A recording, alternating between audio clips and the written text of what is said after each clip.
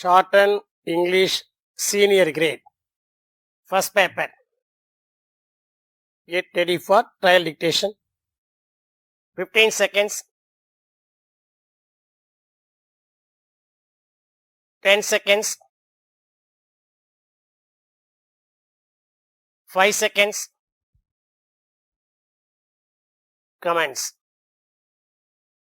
Mr. Vice Chairman, sir, I thank all the honorable members for the constructive suggestions and valuable observations made by them during the discussion on the appropriation bill.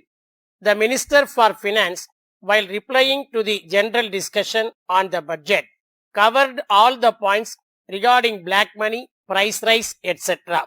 So I do not think that it is necessary now for me to deal with them once again, and I do not want to waste the time of the House on those points. As many as 10 members have spoken on various points. Even though I will not be able to reply to all the issues raised by them, I shall try to satisfy the honorable members as far as possible. At the outset, one honorable member spoke about non-performance of public sector undertakings. I share the concern of the honorable members about the performance of public sector undertakings. I would like to say that the government also are not fully satisfied, and that is why it has been included as the last item in the 20-point program. I would like to point out that the last point deals with the improvement of the efficiency of public sector enterprises. I agree that there is a lot of scope for improvement. The Finance Minister, while replying to the general discussion on the budget, gave the details in this regard and expressed his dissatisfaction.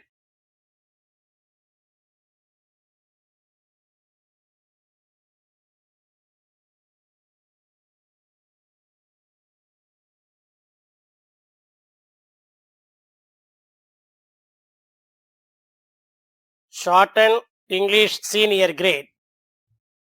First paper. Code number of question paper 1689. 1689. Kind attention, students. You should take down the following passage in shorthand and transcribe it into long and verbatim.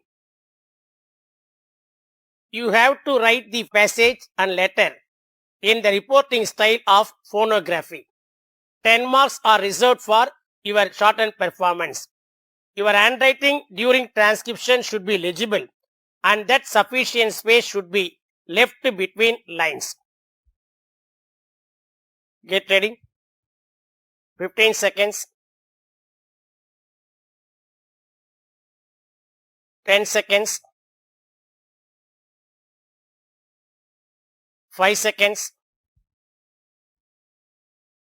Comments. Ladies and gentlemen, I would like to say a few words on some of the matters that were discussed in this seminar during the last few days. Of course, these subjects have been under discussion from time to time in some form or other. First of all, I think it will be proper for me to take up the matter of economic development in the country. There is no doubt that after independence, many schemes have been taken up and implemented by the government. For instance, on account of the execution of a number of major and minor irrigation schemes, wherever possible, thousands of acres of land have been brought under cultivation in different parts of the country. Therefore, it has been possible to increase the food production to meet the requirements of the people of this country. It is a matter for satisfaction that increase in food production has not only enabled the people to get their requirements of food grains without any difficulty, but has also improved the economy of the cultivators. It has also been possible for us to reduce the import of food grains from other countries. As a matter of fact, the country has not only become self-sufficient in the matter of food production, but also reached the stage of exporting food grains to other countries. I hope and trust that you are aware that this policy of the government in the matter of increasing the food production has contributed very much to the economic development of the country. On this occasion, we will have to remember that this has been made possible on account of a number of incentives given by the central government as well as the state governments. We are aware that the governments are supplying chemical fertilizers etc. at subsidized rates. I may mention in particular that the electricity charges have been fixed at a lower rate for agricultural purposes when compared to the industrial sector. Some states give free electricity for agricultural production. The most important matter is that the food grains produced are purchased by the government authorities as soon as the harvest is over. This is a great incentive to the farmers because on account of this arrangement, the producers are able to sell their produce not only at a reasonable price but also without delay. This will enable the ryots to set apart a sizable sum of money for agricultural operation for the next season. Within the short time at my disposal, I do not want to go into detail on this matter. Nevertheless, I would like to appeal to the ministers and officers of the central and state governments who are present here to help the farmers in such a manner that they may devote their best attention on food production. Having made the country self-sufficient in the matter of food production, the standard of living of the people has to be raised so that they will be in a position to spend and buy their day-to-day requirements such as food grains, clothing and other things. For this purpose, a number of large-scale industries, small-scale industries and cottage industries have been started in the public sector, private sector and joint sector in various parts of the country, and these provide employment opportunities to a large number of the population.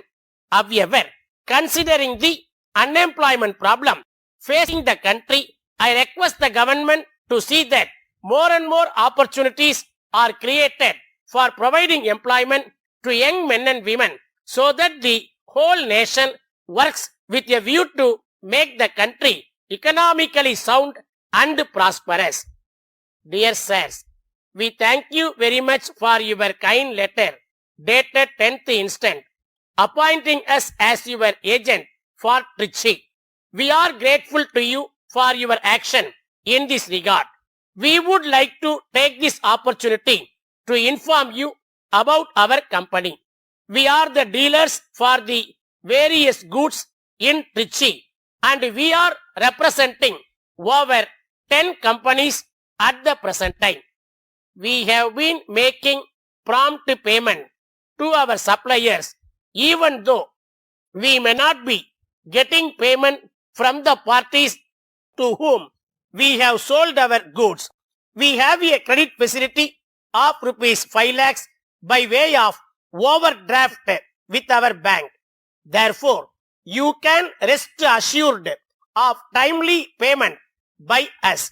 We enclose herewith our orders for your goods and you may send them by lorry within 2 weeks. the bill may be sent through our bankers. We would like to insist that the goods supplied by you must be of good quality and you should be in a position to take back any unsold goods which are not satisfactory. For such goods, you have to supply fresh ones and bear the cost of freight not only for the replacement of goods but also for taking back the returned goods. We shall place our order in the first week of every month. We are sure that our business connection will improve in the years to come.